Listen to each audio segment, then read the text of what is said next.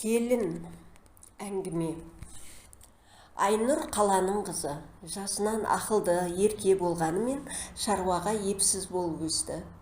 Көзінің қарашығындай болған жалғыз қызын анасы көп жұмсамай, аялап, мәпелеп өсірді. Алайда ақылды ана қызының жан дүниесінің ұштаң болмауын бірінші орынға қойып, оны жастайынан кітап оқуға баулыды. Зерделі де зерек рухани жағынан толысқан ерке қыз бойжеткен соң өз бақытын ауылдан тапты.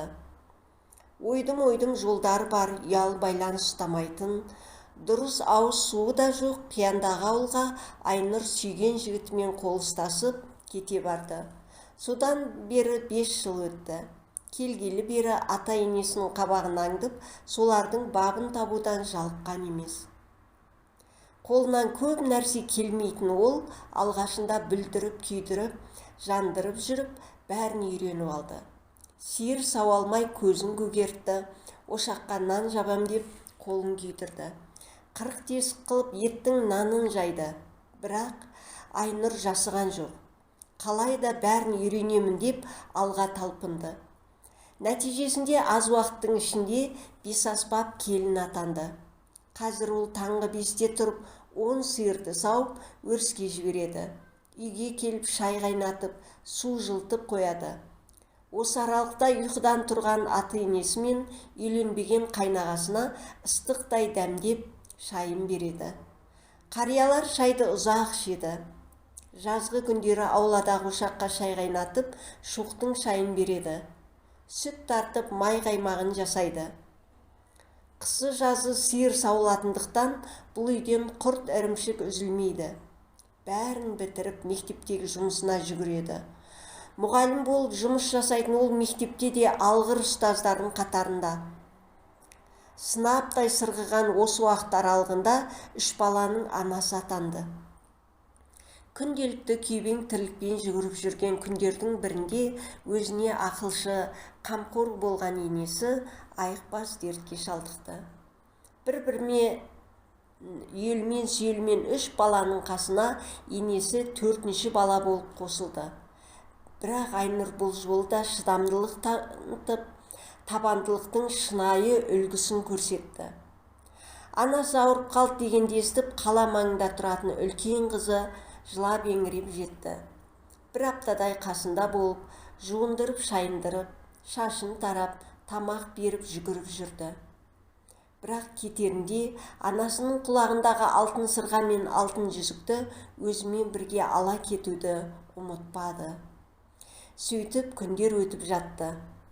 Көрші ауылда тұратын ортаншы қызы бала шағасы мен анасын бағуға келді. Ол да үйдегі жалғыз келін Айнұрға болысқан болып, анасын қарап, жанашырлық танытты. 10 күнде жатқан соң ортаншы қызы да кетерінде анасының қобдишасын ақтарып, алтын күміс әшекейлерінің біразын өзімен алып кетті. Күнде келіп шай ішіп кететін ауылда тұратын кіші қызы да қалған алтын бұйымдарды өзімен алып кетті. Қобдишада жалғыз ғана қызыл көзді алтын сақина қалды. Ертеңгі күні енесіне ас алып келген Айнұр оның теріс қарап, бүк түсіп, тұншығып жылап жатқанын көрді. Көз жасын тия алмаған күйеу ана. 3 қызым бар деп мақтанушы едім. Бірақ 3-еуінің сенің қолыңа су құя алмайтынын көріп, қарным ашып тұр. Қыздарымның өресі осыншалық тар бола ма? Мені ас түсіме түсіп, шын көңілмен баққан сен ғанасың. Бақытты бол, балаларың да өзің сияқты парасат пайымы биік болып өссін деп фатиқасын береді. Түскі шайға келген кенже қыз шай үстінде анасының қобдишасында қалған жалғыз алтын сақина келінге тиесілі екенін, анасын адал бағып жүрген Айнұр екендігін айтып, енді ешкімнің ол сақинаға тиіспеуін сұрады. Жүзін төмен салған Айнұр, мен апамды алтын үшін бағып жүрген жоқпын. Бұл менің келіндік парызым. Ол кісі әлі жазылып кетеді. Бәрі Алланың қолында. Маған ол кісінің фатиқасы да жетеді деп. Шай құймақ болып атасының кесесіне қол созған еді, көзінен парлап аққан жасын көрсеткісі келмеген күйі үлкен кісі үнсіз ғана дастархан басынан тұрып кетіп барады екен. Санаулы күндерін өткізіп жатқан ана төбеге қарап ойланып жатып, үш қызы мен келінін салыстырды. Бірден қолы қалт етсе, шұқшиып кітап оқып отыратын келіннің ішкі жан дүниесінің мол қазынаға толы бай екенін осы кезге дейін аңғармай келіпті. Байқап қараса, қыздарын жалт-жұлт еткен жалтырақ дүниелерге құмар қылып тәрбиелеген өзі екен. Өзінің материалдық құндылықтарға ғана мән беріп, олардың рухани жұтаңдығын ескермегенін кеш түсінді. Бұлайғы тірлікте жалт-жұлт еткен дүние бірінші орында болғанмен, өмір мен өлімнің арасында жатқан адамға таза рух қана қажет екен. Жаны қиналып жатқан сәтте қора толы малдың да, сірескен дүниенің де, қобдиша толы алтынның да көк тиын қадірі жоқ екенін ұғынды. Өзінің бала тәрбиесіндегі қателігін кеш түсінген Айнұрдың енесі соңғы күндерін өксікке толы өкінішпен өткізіп жатты. Өмірден өтер сәтінде қыздарының бәрі келіп, апалап, айнала қоршап жылап отырды.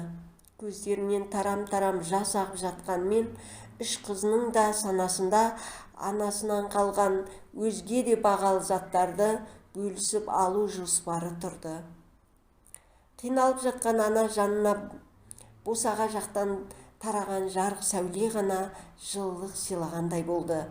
Дәл осы сәтте босағада тұрған жалғыз келіні ғана шын ниетімен енесінің екі дүниеде жамандық көрмеуін тілеп, өзі білетін Құран сүрелерін күбірлеп оқып тұр еді.